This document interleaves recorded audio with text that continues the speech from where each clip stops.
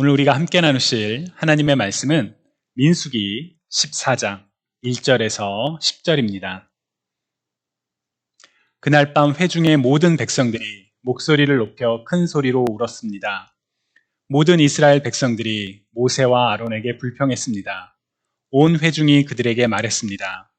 우리가 이집트에서 죽었거나 이 광야에서 죽었더라면 좋았을 텐데 왜 여호와께서 우리를 이 땅까지 데려와서 칼에 쓰러지게 하시는 겁니까? 우리 아내와 자식들은 서로 잡히게 될 것입니다. 우리가 그냥 이집트로 돌아가는 편이 낫지 않겠습니까? 그러고는 그들이 서로 말했습니다.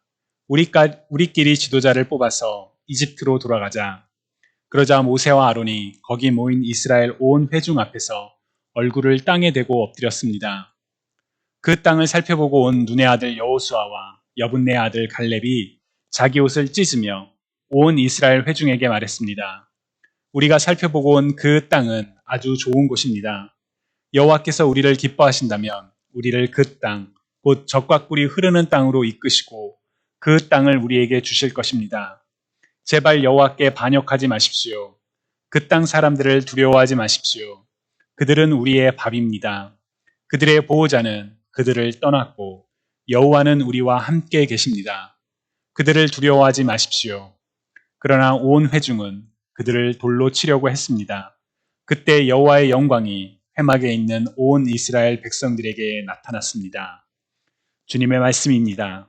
하나님 감사합니다. 아멘. 만약 누군가가 여러분들에게 좋은 소식과 나쁜 소식이 있습니다. 어느 것을 먼저 듣기 원하십니까? 라고 묻는다면 여러분들께서는 어떻게 대답하시겠습니까? 좋은 소식을 먼저 들으시겠습니까? 아니면 나쁜 소식을 먼저 들으시겠습니까? 저라면 나쁜 소식을 먼저 들을 것 같습니다. 나쁜 소식을 듣고 난 다음에 좋은 소식을 들음으로 인하여 긍정적인 생각을 갖고 싶기 때문입니다. 반대로 좋은 소식을 먼저 듣고 싶은 분들도 계시리라고 생각을 합니다. 아마도 좋은 소식을 먼저 들음으로써 나쁜 소식을 들어도 이겨낼 힘을 얻고자 함이 아닐까라고 생각이 됩니다. 여러분들은 어떠신가요? 혹시 다른 생각도 더 있으신가요? 우리가 살다 보면 좋은 날이 있죠. 또 어려운 날도 있고요. 모든 일이 잘 되는 것 같은 그런 좋은 날이 있는가 하면 반면에 설상가상이라는 말이 생각날 정도로 어려운데 더 어려운 일이 겹치는 그런 일들도 우리 안에 일어날지도 모르겠습니다. 그러나 사실은 그렇게 이분법적으로 좋은 날 혹은 나쁜 날 이렇게 분명하게 나눠지는 것은 좀 드물지 않을까라는 생각이 들기도 합니다.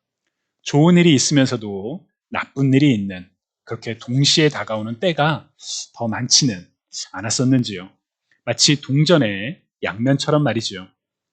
오늘 우리가 읽은 민수기 14장은 이스라엘 민족이 출애굽을 한 후에 광야 생활에서 저지른 가장 큰 두 가지 죄악 중에 하나를 보여줍니다. 가장 큰 첫 번째 죄악은 무엇이었을까요? 출애굽기 15장 후반부를 보시면 이스라엘 민족은 홍해를 건넌 직후에 마라라는 지역에서 물이 써서 마실 수 없다며 모세에게 원망하는 그런 내용이 기록되어 있습니다. 그들은 이처럼 하나님의 은혜를 경험함에도 불구하고 끊임없이 하나님과 모세를 원망하며 못 살겠다, 이집트로 돌아가자라고 하는 그런 일들이 비일비재하게 일어났었습니다. 그런 많은 실패와 죄악 중에서도 단연코 가장 큰 죄악 중에 하나는 바로 금송아지를 만들었던 사건입니다. 하나님과 언약을 맺고 하나님께서 직접 선포하시는 십계명 뒤에 모세가 40일이 지나서도 돌아오지 않는다는 이유로 아론을 향하여 금송아지를 만들고 그 금송아지가 자신들을 이집트에서 인도하여 낸 신이라고 한 사건은 가장 큰 죄악 중에 하나입니다.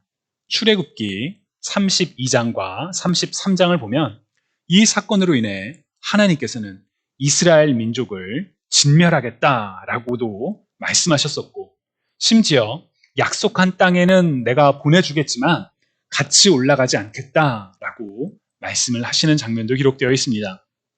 백성들을 대신하여 모세가 하나님께 간절히 청함으로써 하나님께서 그 뜻을 돌이키시긴 했지만 금송아지 사건은 단연코 출애굽 후 이스라엘 민족이 범했던 가장 큰 죄악 중에 하나, 그 첫 번째라고 할 수가 있습니다.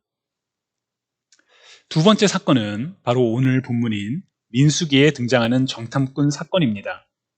이스라엘 민족이 가나안 땅을 정찰하기 위해서 12명의 지도자들을 뽑아서 보냈었는데 이들의 보고로 인해 이스라엘 민족이 하나님을 원망했던 사건이죠. 민수기 14장 21절부터 23절을 보시면 하나님께서는 이들은 결코 약속의 땅을 보지 못하게 하겠다라고 단호하게 말씀하실 정도로 진노하셨었고 그로 인해 이스라엘 민족의 광야 생활이 시작되었습니다. 금송아지 사건보다 더 심각한 결과가 나왔던 사건이 바로 이 정탐꾼 사건이라고 할 수 있습니다. 우리는 정탐꾼 사건의 이 이야기를 통해 하나님을 믿지 못하고 불순종하며 반역한 일, 곧 죄의 결과에 대해서 깊이 배울 수도 있지만 동시에 리더의 역할, 특히나 리더의 안목에 대해서도 생각해 볼 수가 있습니다. 오늘 민수기 14장을 통해 리더의 안목이라는 주제로 여러분들과 함께 말씀을 나누고자 합니다. 우선은 왜 정탐꾼 사건이 일어나게 되었는지 그 배경을 함께 살펴보도록 하겠습니다. 민수기 13장 1절에서 2절을 보면 하나님께서는 모세에게 너는 사람들을 보내어 내가 이스라엘 자손에게 준 가나안 땅을 탐지하게 하여라. 각 조상의 지파 가운데 지도자를 한 사람씩 보내라 라고 말씀하시는 장면이 기록되어 있습니다.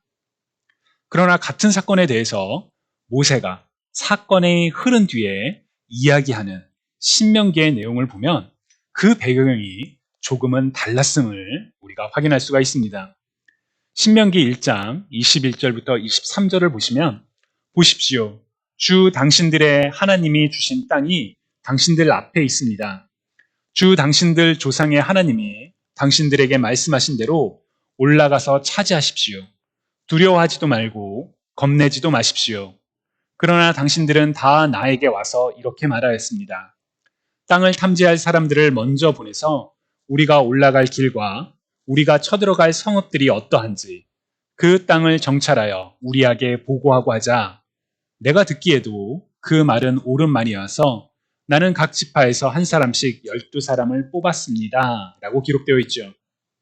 모세는 가나안 땅을 목전에 두고 이스라엘 민족을 격려합니다. 하나님이 주신 땅이 이 앞에 있습니다. 올라갑시다.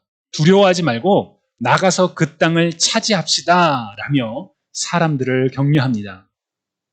그러나 바로 그 격려 바로 뒤에 백성들이 말하기를 땅을 탐지할 사람들을 먼저 보내서 우리가 올라갈 길과 우리가 쳐들어갈 성읍들을 확인하고 우리에게 보고하게 합시다 라고 말을 합니다.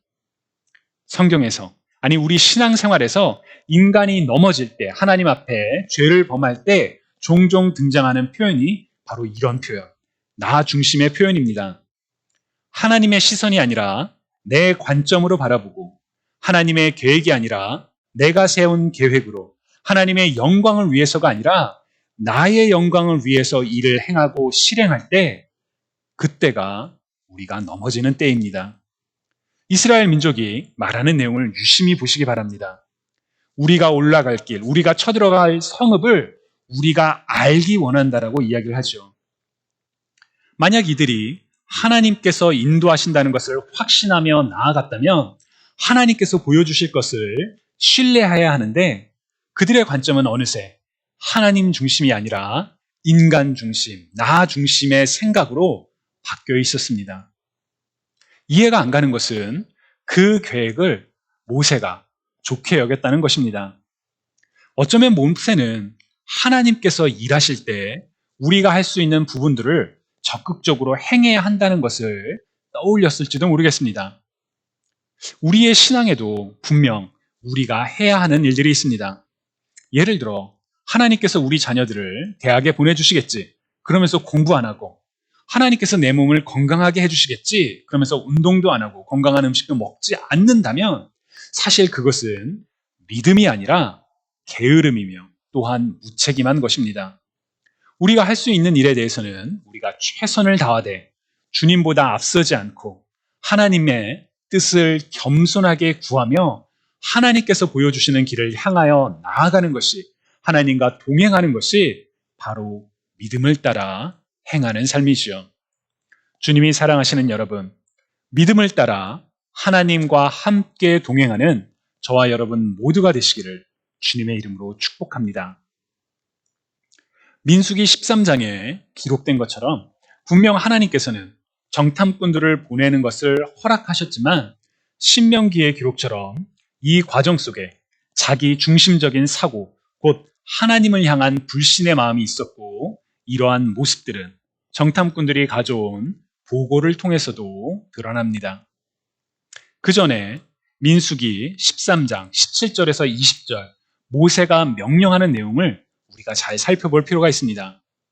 이 내용을 유심히 보시면 크게 두 가지로 나눌 수가 있는데, 하나는 땅에 대한 정탐의 내용입니다. 지금 녹색으로 표시된 저 부분들을 보시면 그 땅이 어떠한지, 그 땅이 비옥한지, 그 땅에 나무가 많은지 정말 그 땅에 대한 그것을 알아보라 라는 명령이 있고요. 다른 하나는 거주민에 대한 정탐입니다.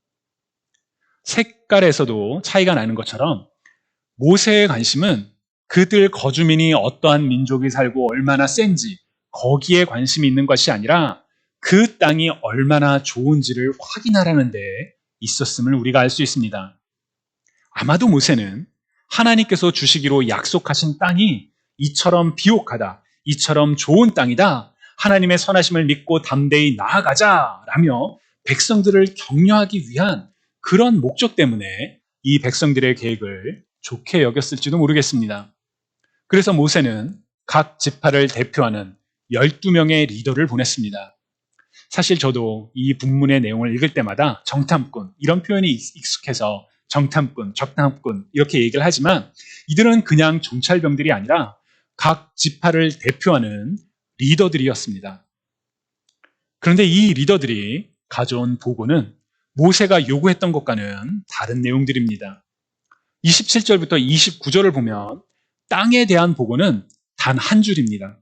적과꿀이 흐르는, 정말 적과꿀이 흐르는 그런 땅이었습니다. 그리고 그 땅에서 난 과일이라며 한 사람이 가져올 수 없어서 두 사람이 메고 올 정도로 풍성한 과일을 보고를 하지요.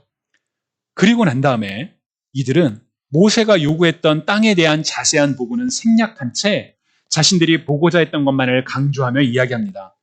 바로 거주민들에 대한 내용입니다. 그곳 거주민들은 강하고 그곳 요새는 아주 견고한 성읍들이며, 그리고 그들은 매우 커서 네피림, 곧 고대 세계의 거인들이라고 불렸던 그런 족속의 후손들이 있다라며 그곳 거주민들에 대한 내용들을 강조하며 장황하게 설명을 합니다. 12명 모두가 같은 내용을 보고했던 것은 아닙니다. 오늘 본문 6절부터 9절에서 드러나는 것처럼 여호수아와 갈렙은 자신들의 옷을 찢으며 말합니다. 우리가 살펴보고 온 그 땅은 아주 좋은 것입니다. 여호와께서 우리를 기뻐하신다면 우리를 그 땅, 곧 젖과 꿀이 흐르는 땅으로 이끄시고 그 땅을 우리에게 주실 것입니다. 제발 여호와께 반역하지 마십시오. 그 땅 사람들을 두려워하지 마십시오. 그들은 우리의 밥입니다. 그들의 보호자는 그들을 떠났고 여호와는 우리와 함께 계십니다. 그들을 두려워하지 마십시오 라고 이야기를 하고 있죠. 이들은, 여호수아와 갈렙은 사람에게, 상황에게 초점을 맞추지 않습니다. 그 땅의 현실, 곧 젖과 꿀이 흐르는 아주 좋은 땅이라는 것은 확신하되 사람이 아닌 하나님을 바라봅니다. 그곳에 어떤 민족들이 살고 있는지, 그들이 네피림의 후손인지 아닌지 그것이 중요하지가 않습니다. 그 땅은 하나님께서 주시기로 약속하신 땅이며 하나님이 우리를 기뻐하신다면 하나님께서 주실 것이다. 약속을 성취하실 것이다. 하나님이 우리와 함께 하시니 두려워하지 말고 담대히 나아갑시다. 라고 이야기하고 있습니다. 그러나 이어지는 10절을 보면 백성들은 오히려 이 둘의 보고를 듣고 나서 이들을 돌로 치려고 했습니다. 여호수아와 갈렙이 하는 말이 듣기 싫다. 야, 너 더 이상 얘기하지 마! 라는 그런 뉘앙스인 거죠. 2절에서 4절을 보시면 사실 이들은 이미 체념해 있었습니다. 심지어 이들은 하나님께서 우리를 죽이려고 여기로 인도해냈다. 차라리 이집트에서 죽었더라면, 차라리 광야에서 죽었더라면 좋았을 것이라며 과거를 이야기합니다. 과거가 더 좋았어. 과거로 돌아가야 돼. 이집트로 돌아가야 돼. 라고 이야기하고 있는 것이죠. 우리가 주목할 점은 이들이 가나안 땅의 거주민들과 전쟁을 아직 시작하지도 않은 상황이라는 것입니다. 이들은 미리 겁먹고 두려워하여 하나님을 원망하며 차라리 과거가 더 좋았더라면 그때로 돌아가자라고 말하고 있습니다.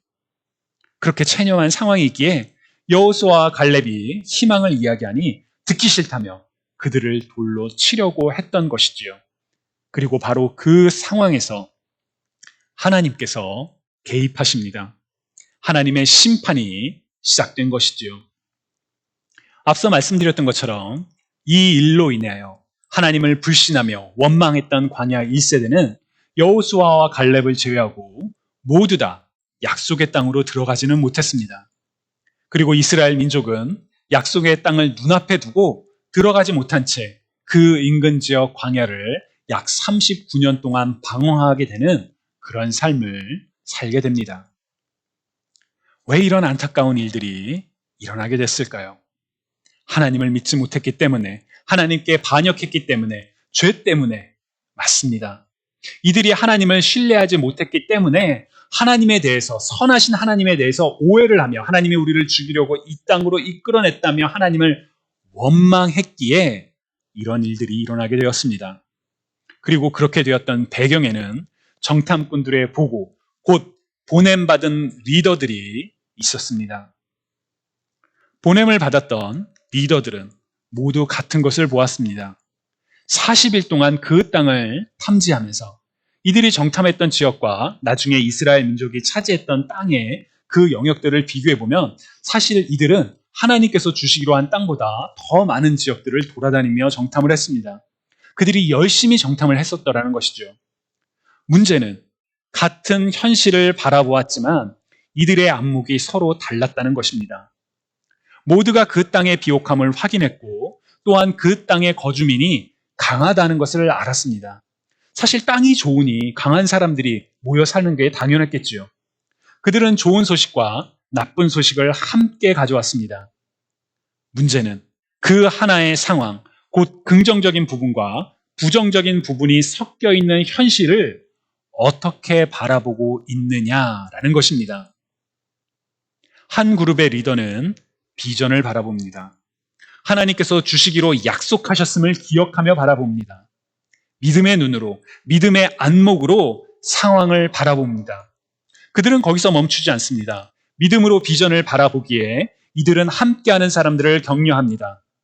하나님께서 함께 계시기에 그 땅을 우리에게 주실 것이라며 함께 올라가 싸우자고 승리하자며 사람들을 격려합니다. 다른 그룹의 리더는 같은 현실을 보았지만 부정적인 상황을 바라봅니다. 땅은 비옥하지만 그 땅의 거주민이 강하다는 사실만을 바라봅니다. 그들의 눈에 우리는 메뚜기와 같다며 낙심하지요. 심지어 이들은 부정적인 그 사고에 사로잡혀서 그 땅은 방금 전까지만 해도 젖과 꿀이 흐르는 비옥한 땅이라고 말했던 그 땅이 거주민을 삼키는 땅이라고, 거주민들을 죽이는 나쁜 땅이라고 이야기까지 합니다. 이들은 리더로 뽑혔지만 사람들에게 비전을 제시하고 격려하며 함께 나아가기보다는 사람들에게 잘못된 정보를 전달하고 사람들에게 부담을 주며 하나님을 오해하게 하며 불신의 마음을 퍼뜨렸습니다. 안타깝게도 백성들은 이 두 그룹의 리더의 차이를 분별하지 못했습니다. 여호수아와 갈렙이 옷을 찢으며 말한 비전을 함께 바라보기보다는, 함께 하나님을 신뢰하며 힘을 내기보다는 나머지 10명의 말에 귀를 기울였습니다. 아니, 그들의 말을 믿어버립니다. 마치 에덴 동산에서 선악을 알게 하는 나무의 열매를 먹으면 반드시 죽을 것이라는 하나님의 말씀을 믿기보다는 죽지 않을 것이라고 이야기하는 뱀의 말을 더 믿었던 것처럼 이들은 하나님이 아니라 사람을, 사람의 이야기에 더 주목합니다. 그 결과 광야 1세대는 약속의 땅에 들어가지 못하고 광야에서 생활을 마치게 되지요. 너무나도 안타까운 일이라고 할 수 있습니다. 주님이 사랑하시는 여러분, 저는 우리 모두가 누군가의 리더로 부름받았다라고 믿습니다. 가정에서, 공동체에서, 직장에서, 그리고 가장 작게는 바로 우리 자기 자신에게 우리는 리더로 부름받았습니다. 리더로서 여러분들은 어떠한 안목으로 세상을 바라보고 계시는지요? 처음에 말씀드렸던 것처럼 마치 동전의 양면처럼 우리가 마주하는 현실은 밝은 부분이 있고 동시에 어두운 면이 섞여 있을 때가 있습니다. 아무리 장밋빛 미래라 할지라도 사실 빛에 가린 그늘 어두운 부분이 있기 마련입니다. 중요한 것은 그와 같은 상황에서 우리는 무엇을 바라보고 있느냐라는 것입니다. 저와 여러분 모두가 하나님이 기뻐하시는 리더의 안목을 가지실 수 있기를 축복합니다. 어둡게 보이는 걱정되는 현실과 상황에서 시선을 빼앗기기보다는 비록 어려움과 역경이 눈앞에 있는 것처럼 보인다 할지라도 이 과정을 통하여 이루어질 하나님의 영광을, 하나님의 선하심을 바라보실 수 있길 바랍니다. 믿음의 눈으로 바라보는 것, 바로 그것이 비전입니다. 하나님께서 살아계시기에, 하나님께서 전능하시기에, 하나님께서 선하시기에, 하나님께서 우리를 사랑하시기에 이루실 일들을 바라보는 저와 여러분 모두가 되시기를 주님의 이름으로 축복합니다.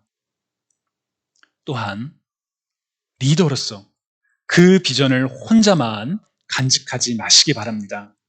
리더는 비전을 보고 그 비전을 나누고 공동체가 그 비전을 향하여 함께 나아갈 수 있도록 격려하는 사람입니다. 앞에서 끌고 뒤에서 밀며 함께 공동체와 비전을 향하여 나아가는 사람이 바로 진정한 리더입니다. 여러분들의 삶 속에서, 가정에서, 공동체에서, 그리고 직장에서 비전을 나누고 격려하며 함께 나아가는 저와 여러분 모두가 되시기를 주님의 이름으로 간절히 축복합니다. 주님을 사랑하시는 여러분, 하나님께서 기뻐하시는 리더의 안목으로 오늘 하루도 힘차게 살아가실 수 있기를 축복합니다. 우리가 그렇게 리더의 안목으로 믿음의 시선으로 세상을 바라보며 나아갈 때 하나님께서 우리의 삶을 이끄십니다.